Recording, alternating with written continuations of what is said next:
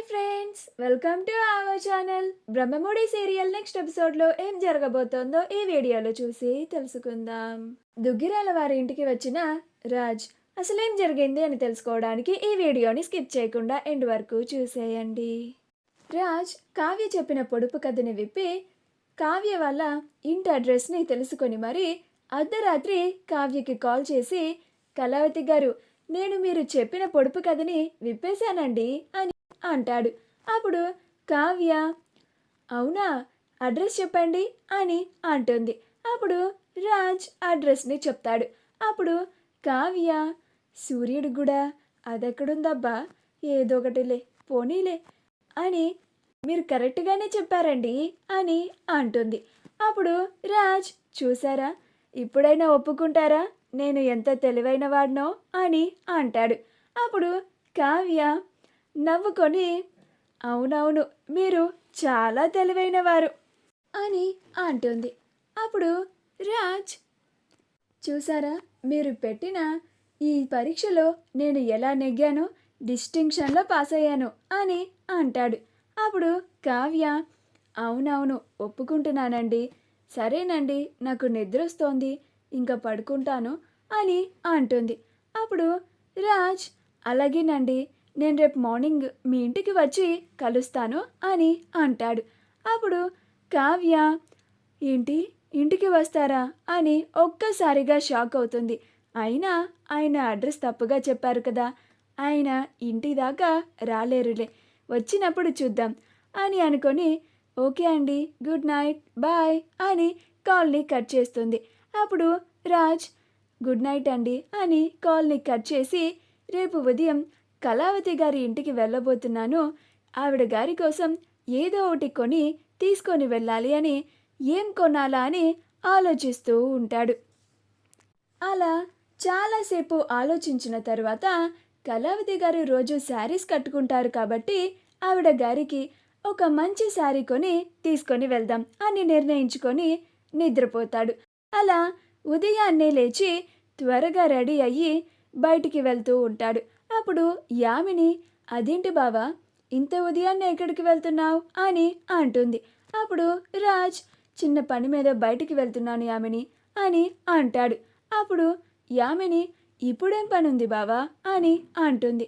అప్పుడు రాజ్, చెప్పాను కదా యామిని, చిన్న పని మీద బయటికి వెళ్తున్నానని అని అంటాడు. అప్పుడు యామిని ఇంకా డీటెయిల్గా చెప్పమని అడిగితే బావకి కోపం వస్తుందని, సరే బావా అని అంటుంది. అప్పుడు రాజ్ కళావతిని కలవడానికి వస్తూ ఉంటాడు.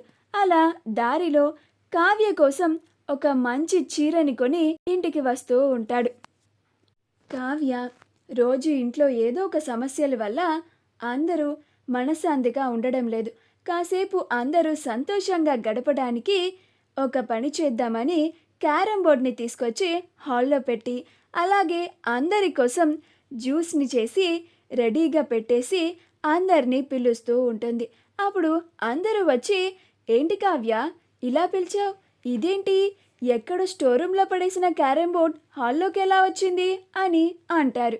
అప్పుడు కావ్య, నేను తీసుకొచ్చి పెడితే వచ్చింది అని అంటుంది. అప్పుడు అపర్ణ, అదేంటమ్మా కావ్య, ఇప్పుడు ఈ క్యారమ్ బోర్డ్ని ఎందుకు తీసుకొచ్చావు అని అంటుంది. అప్పుడు కావ్య, చెప్తాను అత్తయ్య, ముందు అందరూ ఈ జ్యూస్ని తీసుకోండి అని అందరికీ జ్యూస్ని ఇస్తుంది.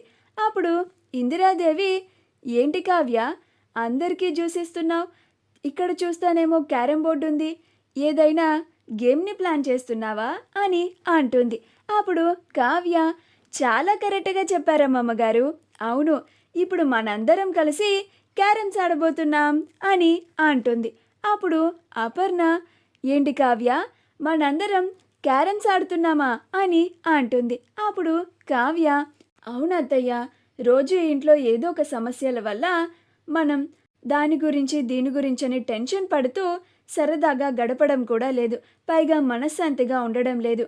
అందుకే కాసేపు ఇలా అందరం కలిసి గేమ్ ఆడుతూ సరదాగా గడిపితే వాటన్నిటినీ మర్చిపోయి సంతోషంగా ఉంటాము, అందుకని ఇలా ప్లాన్ చేశాను అని అంటుంది.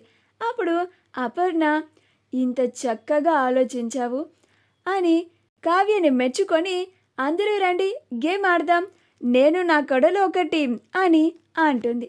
అప్పుడు ఇందిరాదేవి స్వప్న నువ్వు నా టీంలోకి రా అని అంటుంది. అలా ఇంకొక పక్క ప్రకాశం ధాన్యలక్ష్మి కూర్చొని క్యారమ్స్ ఆడుతూ ఉంటారు. వీళ్ళందరూ ఇంత సంతోషంగా గేమ్ ఆడాలనుకుంటున్నారని రుద్రాని రాహుల్ మాత్రం చూసి కుళ్ళుకుంటూ ఉంటారు.